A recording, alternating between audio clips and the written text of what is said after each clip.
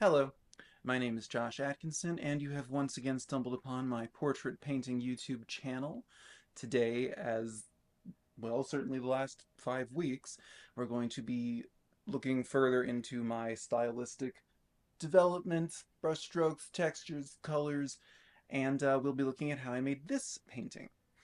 It's from a photo of Alvin Ailey, who's a famous American dancer.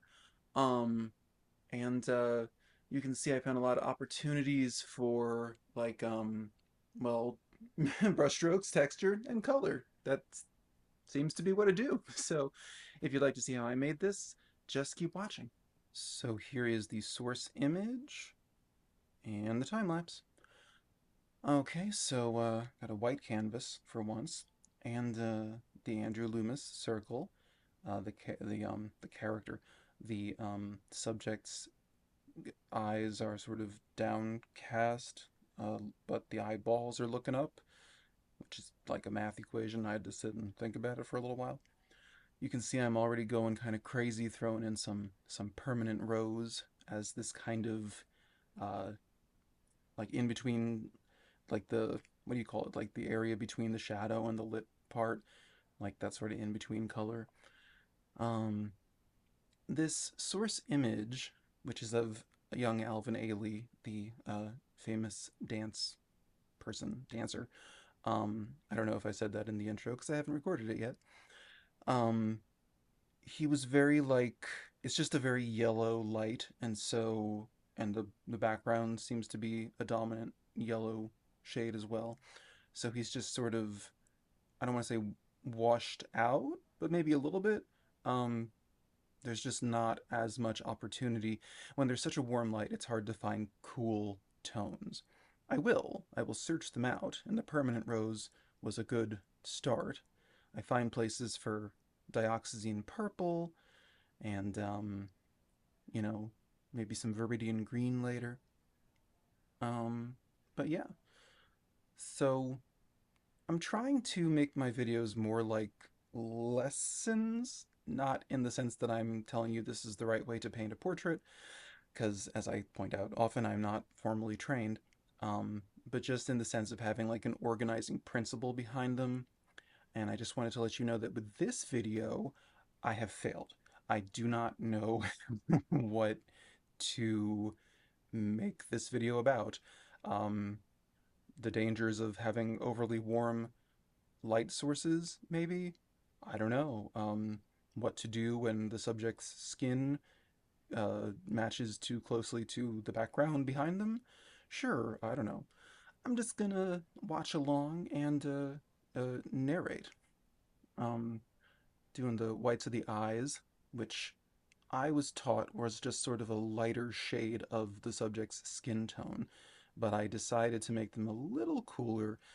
Uh, they look white, they look like the appropriate shade of white for the white of someone's eye, but it is probably a grayed out sort of blue, maybe an ultramarine mixed with some burnt umber. I don't think I would get phthalo blue into a delicate place like the white of the eye because it's such a big noisy blue. And okay, so I am going in. We got some, oh, I guess that's more of a sap green. We got some orange. I'm just hitting it hot and heavy with the color, but with the tones.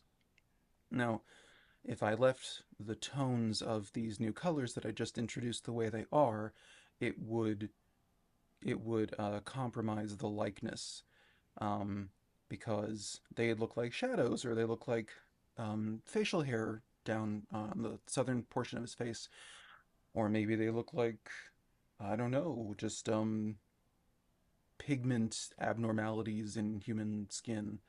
I mean, most people don't have purple and green vitiligo, but anyway, it's just at this point what I'm really realizing is that I like to have one sitting where I get the features essentially where they need to be, and then I sit down like 4 to 7 hours later, um, and I evaluate if that's correct or not, and I fix it. And then with that second sitting, while the paint is still so wet, but like not as wet as it was several hours before, It's just got a little, it's like, it hasn't dried, but it's settled into the canvas a touch. So now I can add these new shades or colors into the skin tone. And it will, like, if it was too wet, there would be no way to add them in. And if it was too dry, then, which I've done many times, and you guys have not seen those paintings because I paint over them.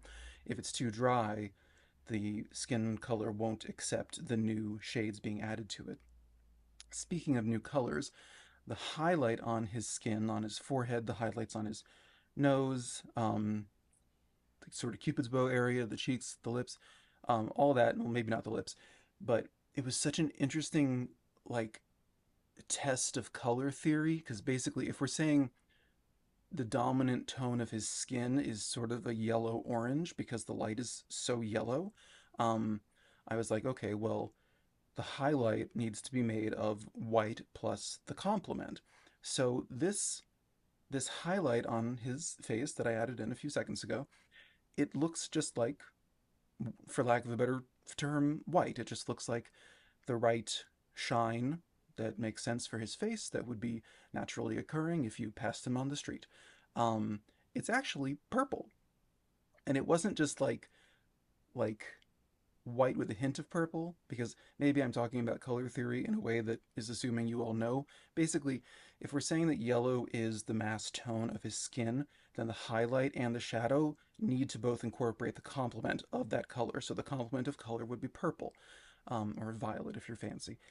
But so I kind of in my head, I'm always like, well, fine, so it'll be mostly white with a dash of purple. But this was actually like if you saw it on the brush, independent of the context of his skin tone around it, you'd be like, oh, that's purple. It's not white with a faint purple. It's truly purple. But as soon as I put it down next to the yellow that the light source is creating on his skin, it just became the white highlight that you would like see on him. I'm repeating myself.